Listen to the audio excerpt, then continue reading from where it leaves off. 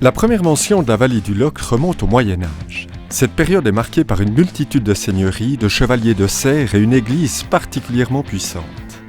C'est dans ce contexte qu'en 1151, les seigneurs de Valangin remettent à une abbaye, l'abbaye de Fontaine-André, un lieu dit la vallée du Locle. Alors certes, le territoire des montagnes et du Locle est connu, et ce depuis l'Antiquité.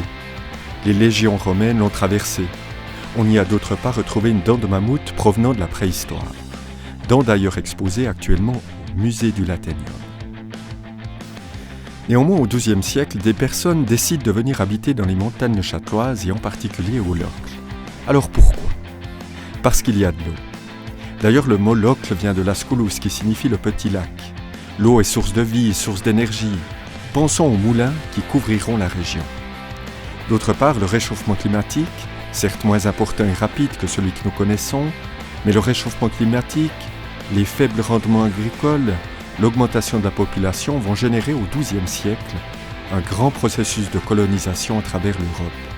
Des hommes et des femmes vont ainsi se déplacer dans les montagnes.